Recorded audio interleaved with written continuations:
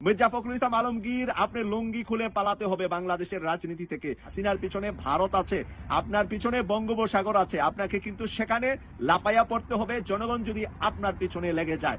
প্রিয় দর্শক, আমি বলতে চাই ডাক্তার পিনাকি ভট্টাচার্য আর সাংবাদিক ইলিয়াস হোসেনের অবদান ছিল কি ছিল না 26শে জুলাই বাংলাদেশকে মুক্ত করতে। মির্জা ফখরুল ইসলাম আলমগীরকে যারা আপনারা বিএমপি করেন তারা ডাক্তার দেখান, উনাকে ডাক্তার দেখাতে হবে, উনার মেন্টাল বিগ প্রবলেম হয়ে গিয়েছে এবং উনি অতীত ভুলে গিয়েছেন। মাত্র 7 মাস আগে কি ঘটেছে বাংলাদেশে, 8 মাস আগে কি ঘটেছে বাংলাদেশে, বা গত 1 বছরের বাংলাদেশের ইতিহাস ভুলে গিয়েছেন।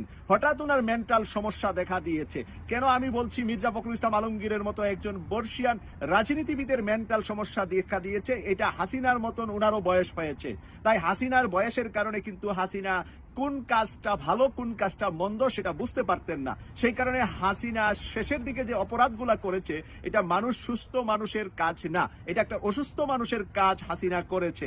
আর আজকে মির্জা ফখরুল ইসলাম আলমগীর বাংলাদেশের রাজধানীতে একটা বক্তব্য দিয়েছেন, আর ওই বক্তব্যটা ঠিক হাসিনার মতন মেন্টাল প্রবলেমের একটা বক্তব্য দিয়েছেন। আমি মির্জা ফখরুল ইসলাম আলমগীরের এই বক্তব্যের তীব্র নিন্দা প্রতিবাদ জানাচ্ছি একজন অনলাইন সোশ্যাল অ্যাক্টিভিস্ট হিসাবে। উনি কি বলেছে আপনাদেরকে আমি ইত্তেফাক পত্রিকা থেকে শুধুমাত্র কয়েকটি লাইন পড়ে শোনাচ্ছি। সামাজিক যোগাযোগ মাধ্যমে নতুন নতুন আবির্ভূত হওয়া কুতুবদের ভাষা বক্তব্য বাংলাদেশকে একটি নৌরাজ্যের দিকে নিয়ে যেতে চাই বলে মন্তব্য করেছেন বিএনপির মহাসচিব মির্জা ফখরুল ইসলাম আলমগীর। সামাজিক যোগাযোগ মাধ্যমে নতুন নতুন আবির্ভূত হওয়া কুতুবদের ভাষা বক্তব্যে বাংলাদেশ নৌরাজ্যের দিকে যাচ্ছে।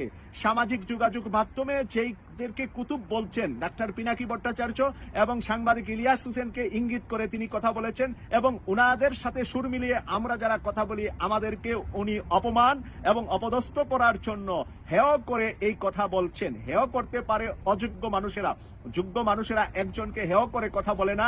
কথা বলার ভিতরে একটা মাধুর্যতা থাকবে, সম্মান থাকবে একে অপরের। মির্জা ফখরুল ইসলাম আলমগীরের হাতে উনি 3.5 হাত আর আমার হাতে আমি 3.5 হাত, যার কারণে আমি মির্জা ফখরুল ইসলাম আলমগীরেরটা খাই না, পড়ি না।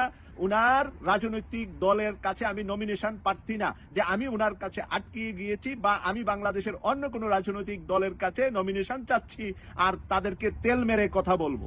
যখনই সত্য কথাগুলা ডাক্তার পিনাকি ভট্টাচার্য সাংবাদিক ইলিয়াস হোসেন তুলে ধরছে, বাংলাদেশের বিভিন্ন জায়গায় বিএনপি এবং ছাত্র দলের 2 দিন আগে আমি দেখলাম একটি ছেলে 2 গ্রুপের সংঘর্ষে নিহত হয়েছে। প্রিয় দর্শক, বলেন এই পর্যন্ত গত 8 মাসে তারা নিজেদের ভিতরে নিজেরা সংঘর্ষ করে কতজন মারা গিয়েছে।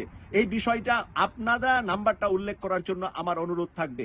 ভিডিওর ভিতরে আপনারা কমেন্টসে এই নাম্বারটা উল্লেখ করবেন যাদের জানা আছে যে গত 8 মাসে হাসিনা পালিয়ে যাওয়ার পর